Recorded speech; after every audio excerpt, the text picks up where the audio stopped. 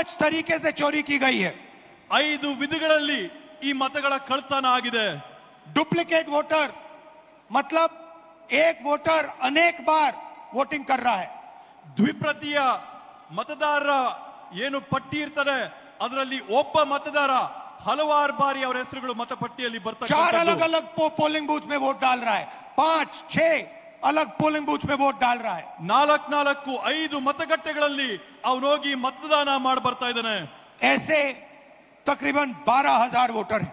ಈ ರೀತಿಯಾದಂತದ್ದು ಸರಿಸಮಾನವಾಗಿ 12,000 ಮತಗಳು ಇವತ್ತು ನಾವು ಕಂಡಿದ್ದೇವೆ.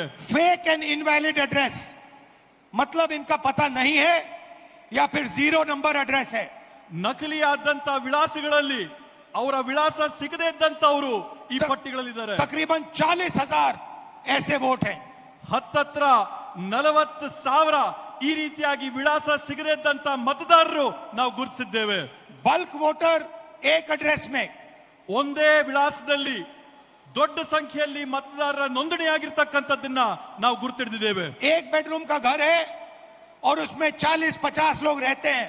ಒಂದೇ ಒಂದು ಕೊಠಡಿಯ ಮನೆ ಇದೆ, ಆ ಒಂದು ಕೊಠಡಿಯ ಮನೆಯಲ್ಲಿ 40, 50, 80 ಜನ ವಾಸ ಇದ್ದಾರೆ. और जब उनको वहां हम ढूंढने जाते हैं वहां पे कोई नहीं है। ಅಲ್ಲಿ ನಾವು ನಮ್ಮ ಜನನ ಕಳಿಸಿದಂತ ಸಂದರ್ಭದಲ್ಲಿ, ಅಲ್ಲಿ ನಾವು ಪರೀಕ್ಷೆ ಮಾಡಿದಂತ ಸಂದರ್ಭದಲ್ಲಿ ಅಲ್ಲಿ ನಮ್ಗೆ ಯಾರು ಕೂಡ ಸಿಗ್ಲಿಲ್ಲ. और घर का मालिक बीजेपी का लीडर। ಅಲ್ಲಿ ಯಾರಿದ್ದಾರೆ ಅಂತಂದ್ರೆ ಅಲ್ಲಿರ್ತಕ್ಕಂಥದ್ದು ಬಿಜೆಪಿ ಪಕ್ಷದ ಒಬ್ಬ ನಾಯಕ.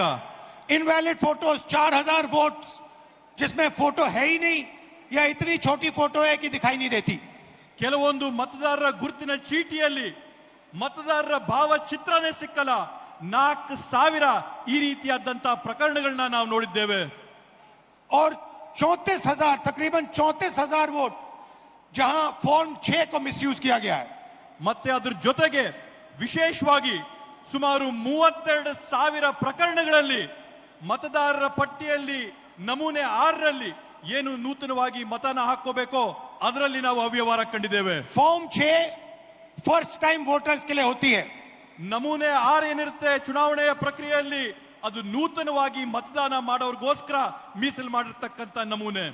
34,000 ऐसे लोग हैं जिनकी आयु किसी की 90 साल, किसी की 80, 81, 82। 34,000 ಈ ರೀತಿಯಾದಂತ ಜನ ಇದ್ದಾರೆ. ಯಾರ ವಯಸ್ಸು 95 ವರ್ಷ ಆಗಿದೆ, 90 ವರ್ಷ ಆಗಿದೆ, 85 ವರ್ಷ ಆಗಿದೆ. ಈ ರೀತಿಯಾದಂತ 34,000 ಜನ ಅಲ್ಲಿದ್ದಾರೆ. इस प्रकार से 1 लाख वोट इलेक्शन कमीशन और बीजेपी ने चोरी किया है। ಈ ರೀತಿಯಲ್ಲಿ ಈ ಮಾದರಿಯಲ್ಲಿ ಬಿಜೆಪಿ ಪಕ್ಷ ಮತ್ತೆ ಚುನಾವಣೆ ಆಯೋಗ 1 ಲಕ್ಷ ಮತಗಳ ಕಳ್ತನನ ಮಾಡಿರ್ತಕ್ಕಂಥದ್ದು ನಾವು ನೋಡಿದ್ದೇವೆ.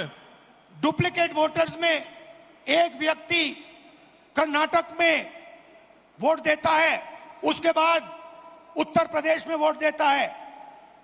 ನಕಲಿ ಮತದಾರರ ಪಟ್ಟಿಯಲ್ಲಿ ನಾವು ನೋಡಿದೀವಿ, ನಕಲು ಮಾಡಿಕೊಂಡು ಒಬ್ಬೇ ಮತದಾರನು ಕರ್ನಾಟಕ ರಾಜ್ಯದಲ್ಲಿ ಮತ ಹಾಕ್ತಾನೆ, ಮಹಾರಾಷ್ಟ್ರದಲ್ಲಿ ಮತ ಹಾಕ್ತಾನೆ, यूपी राज्यದಲ್ಲಿ ಮತ वोट ಹಾಕ್ತಾನೆ. देने का अधिकार उसको